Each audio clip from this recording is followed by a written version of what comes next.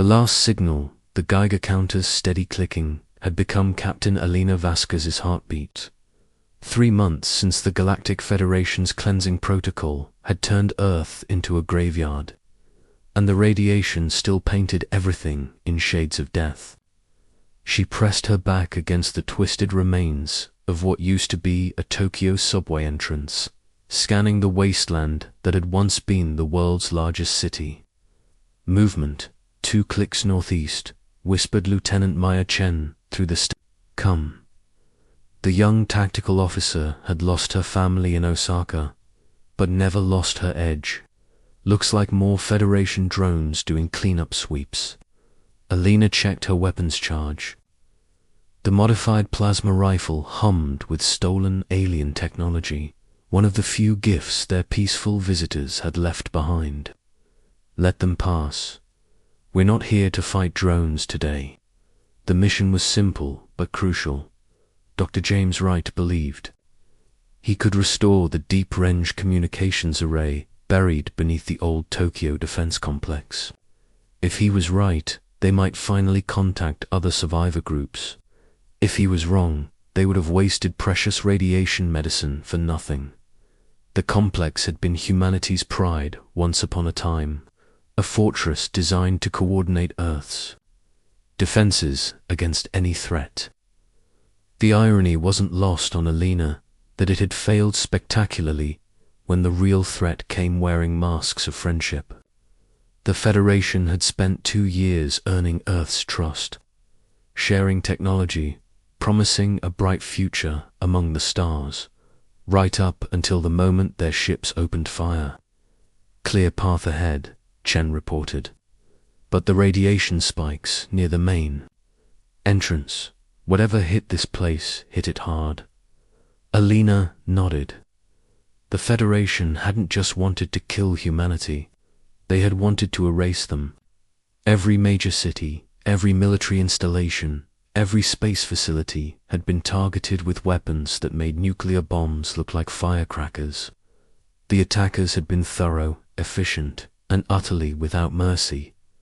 But they had made one mistake. They had assumed that being thorough meant being complete. The entrance to the defense complex was a crater now. But Alina knew these tunnels. She had trained here as a young officer, back when humanity's biggest worry was asteroid mining disputes. The secondary access points were hidden, designed to survive even direct orbital bombardment. There, she pointed to what looked like debris but was actually a concealed hatch. Right, you're up. Dr. Wright moved forward, his hands shaking slightly as he worked the hidden controls. The old scientist had been the complex's chief communications officer before the attack. Now he was possibly humanity's last hope for reaching the outside universe. The hatch opened with a groan of protesting metal. Beyond lay darkness and the smell of recycled air. The emergency power was still running after 3 months, which meant the complex's fusion reactor was intact. Alina felt the first spark of real hope she had experienced since the bombardment. They descended through corridors that had once buzzed with activity. Now they were tombs, filled with the ghosts of Earth's last defenders. Alina tried not to think about the friends she had lost, the life she had planned, the future that had been stolen from 8 billion people. Here, Wright said, stopping, before a blast door marked deep space communications. If any part of our network survived, this is it. The door opened to reveal a chamber filled with equipment that had cost more than most nations' defense budgets. Quantum entanglement communicators, hyperspace transceivers, and arrays capable of reaching the farthest human colonies. All of it dark, all of it silent. Wright's fingers flew over the controls with desperate precision. The main array is fried, but the backup systems. Yes, there's power to the backup systems. Alina watched the old man work, remembering his reputation as the best communications officer in Earth's fleet. If anyone could make contact with the outside universe, it was Wright. She just prayed there was still someone out there to contact. The Federation told us they were bringing all human colonies into their protective embrace, Chen said bitterly. Told us our people in deep space would be safe and cared for. Elena's jaw tightened. The lies had been so smooth, so convincing. The Federation's ambassador had personally assured Earth's leaders that humanity's expansion into deep space was welcome, that the colonies would be integrated peacefully into galactic civilization. Another deception in a war built on deceptions. Got something right, announced suddenly. His voice carried a tremor of excitement. Weak signal, heavily encrypted, but it's definitely human. The speakers crackled to life. Through the static came a voice speaking English with an Australian accent. This is Perth Underground calling any surviving Earth forces. Day 97 after the attack. We have 312 survivors and falling. Radiation sickness is taking its toll. If anyone receives this, we're holding position beneath the old mining complex. Alina grabbed the microphone. Perth Underground, this is Captain Alina Vasquez, Tokyo Defense Complex. We copy your transmission. You're not alone. The response came back. Within seconds, filled with raw emotion, Tokyo. Dear God, we thought you were all gone. How many? 127 survivors here. We're establishing a network. How's your long-range capability? Limited, but we've been trying to reach the outer colonies. No luck so far. Either they're all dead or...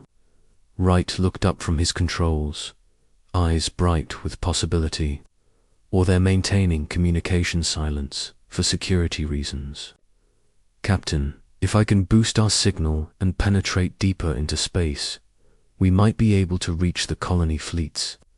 Alina felt her heart racing. The colony fleets. In all the horror of Earth's destruction, she had almost forgotten about humanity's greatest achievement.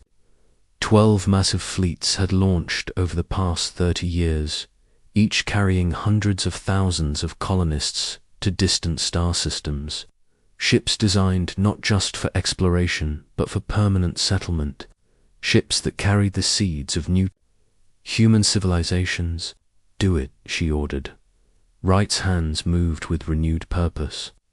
Around the room, dormant equipment began to hum back to life. Displays flickered on, showing star maps and signal trajectories. The quantum communicators started their eerie singing as they reached across impossible distances. Signal boosted and transmitting, Wright announced. Now we wait. The wait stretched for hours. Alina used the time to coordinate with other survivor groups as they came online. Moscow reported 89 survivors in the metro tunnels. London had 156 people in the old underground. Sydney, Berlin, Mexico City, all checking in with their counts of the living. The total was heartbreaking. Maybe 500,000 people left from a world that had held 8 billion. Then Wright straightened, his face pale. Captain, I'm receiving a response. It's massive. Multiple sources, coordinated transmission.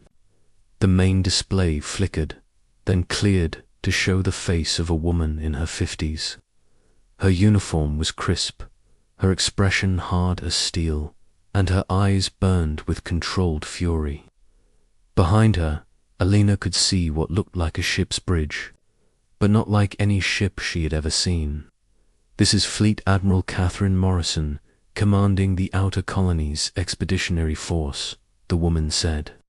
Her voice carried authority that seemed to reach across the light years. We have received your transmissions from Earth. We have confirmed the destruction of our homeworld. We are coming home. Alina found her voice. Admiral Morrison, this is Captain Alina Vasquez, one of the Earth Survivor Group leaders. We thought the colonies might have been destroyed too.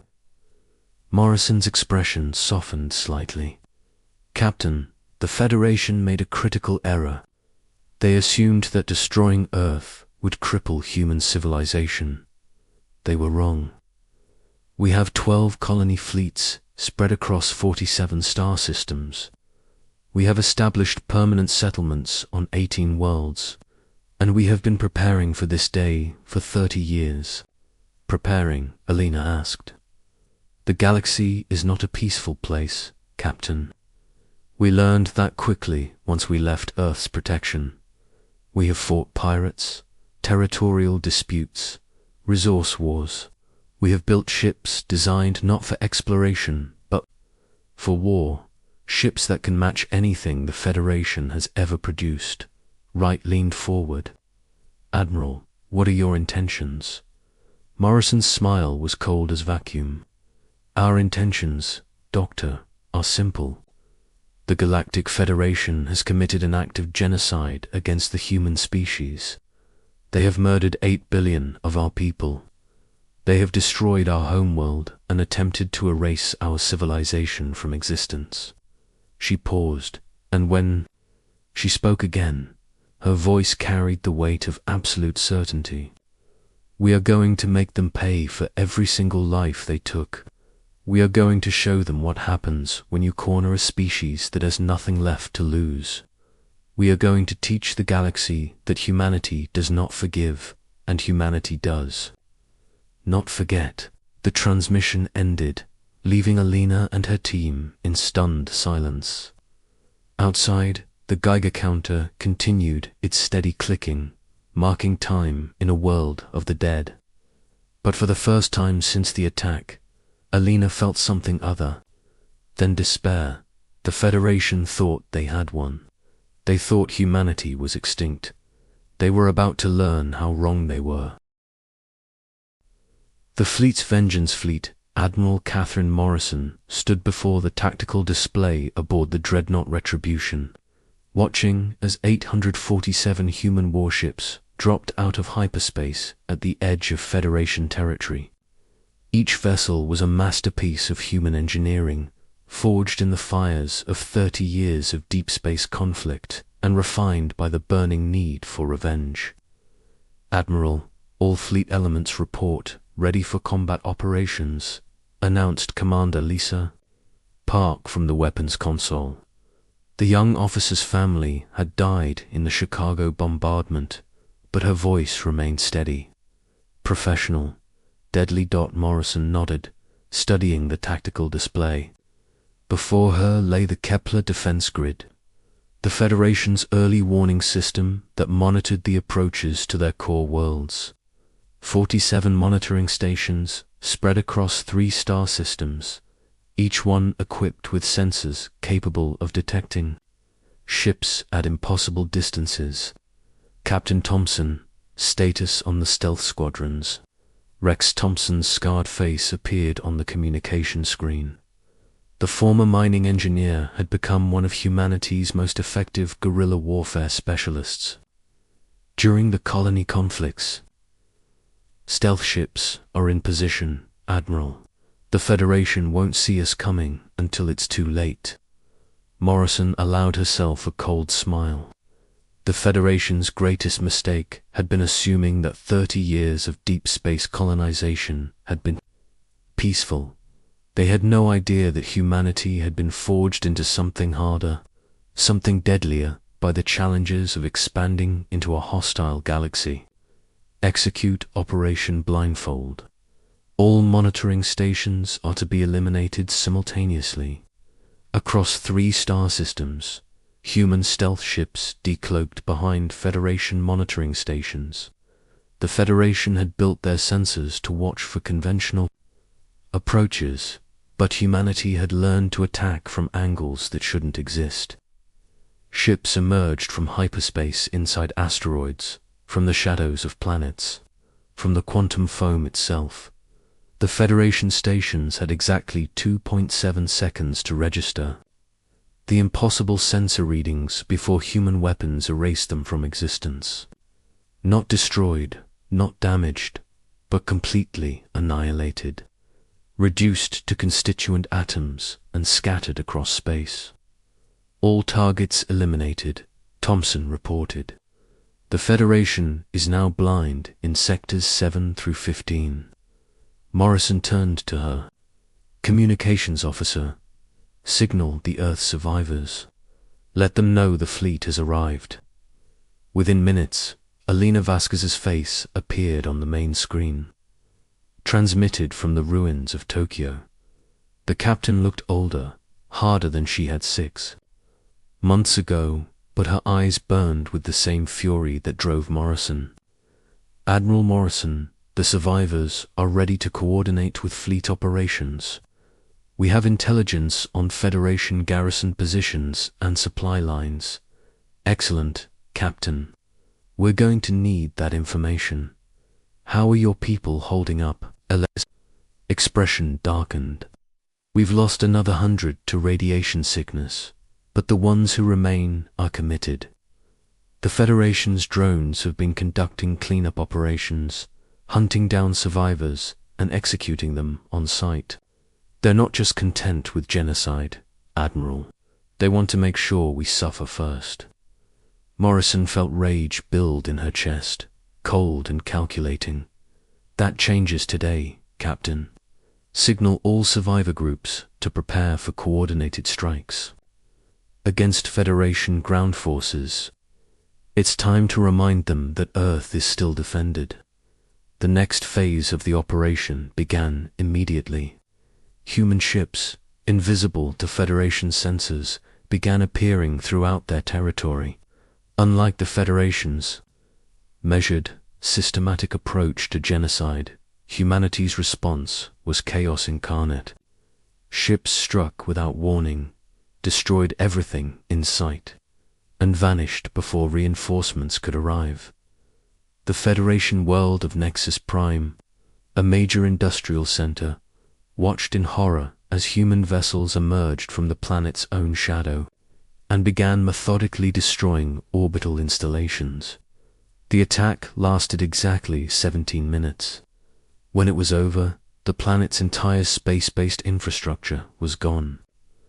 Admiral, we're receiving panicked transmissions from Federation worlds across 12 sectors, reported the communications officer.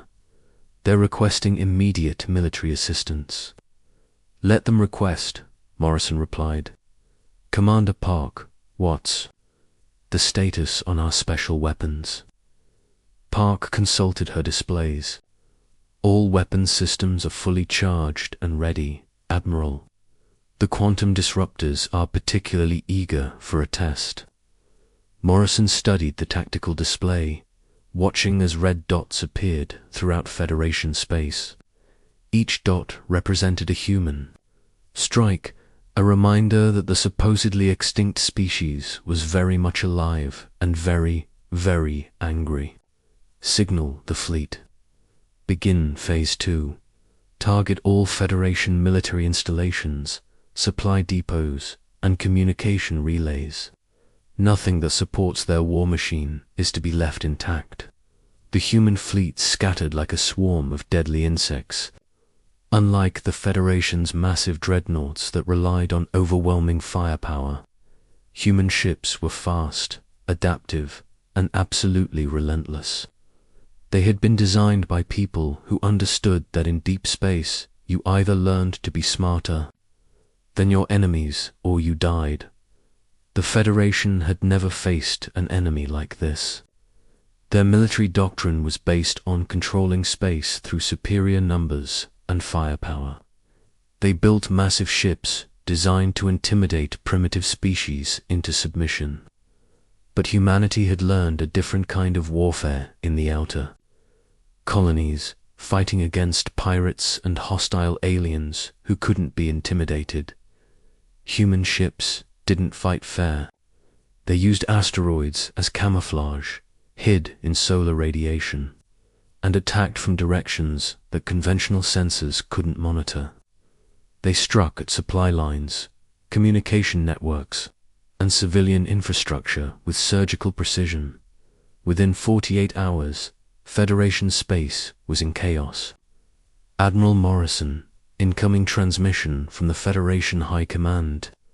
announced the communications officer.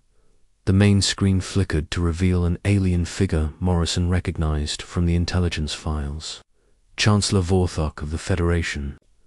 Council, the architect of Earth's destruction. The being's scaled features showed confusion and growing fear.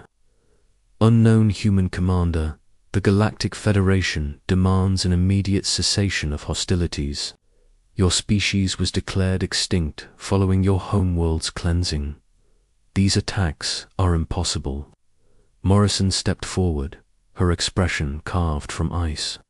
Chancellor Vorthok, I am Fleet Admiral Catherine Morrison of the Human Colonial Navy. Your declaration of our extinction was premature. The alien's eyes widened in recognition and horror. This is impossible. We destroyed your homeworld. We eliminated your space-based infrastructure. Your species cannot have survived. You destroyed Earth, Morrison said, her voice deadly quiet. You murdered 8 billion of our people. You committed genocide against a species that offered you nothing but friendship. But you made one critical error, Chancellor. What error? Morrison's smile was terrible to behold. You assumed that Earth was all we had. You failed to account for the 12 colony fleets we sent into deep space 30 years ago. Fleets that had been building, growing, and preparing for war while you sat in your comfortable councils debating the fate of primitive species. Vorthok's S-scaled skin had turned pale. The colonies were supposed to be small, peaceful settlements. Our intelligence indicated no military capability. Your intelligence was wrong. Dead wrong. We have 47 settled worlds, Chancellor. We have shipyards in 16 star systems. We have a military force specifically designed to fight enemies with superior technology. And we have spent 30 years learning from every conflict in this galaxy. Morrison gestured to the tactical display, where Federation worlds continued to burn under human assault. But most importantly, Chancellor, we have something you never understood. We have nothing left to lose. You took our homeworld, our families, our entire civilization. You thought that would break us. Instead, it freed us. The alien leaders. Voice cracked. What do you want? What are your terms? Morrison's expression never changed. Terms. There are no terms, Chancellor. This is not a negotiation. This is not a territorial dispute. This is justice. She leaned forward, her eyes burning with cold fury. You declared war on the human species with your attack on Earth. You chose genocide as your weapon. You decided that humanity was too dangerous. To live, we accept your declaration, Chancellor, but we reject your conclusion. The transmission cut off, leaving Vorthok's terrified face frozen on the screen before it went dark. Morrison turned back to her fleet commanders. Signal all vessels. Operation Retribution moves to Phase 3. The Federation wanted to show the galaxy what happens to species they consider dangerous. Now we show them what dangerous really looks like. Across Federation space, human ships began their final approach toward the core worlds. Behind them, a trail of destroyed installations and burning planets marked their passage. Ahead lay the heart of the civilization that had murdered Earth. The Federation had made one last fatal mistake. They had given humanity a common enemy, a shared purpose, and absolutely nothing left to lose. The war for Earth's revenge had begun, and humanity intended to finish it. In the ruins of Tokyo, Captain Alina Vasquez watched the tactical displays as human ships carved their way through Federation defenses. Around her, the survivors of Earth's destruction worked tirelessly to coordinate with the fleet, providing intelligence and supporting the assault that would avenge their dead world. The Federation had thought they were ending a threat. Instead, They had created something far worse, a species with nothing to lose and everything to avenge. The galaxy was about to learn what that meant.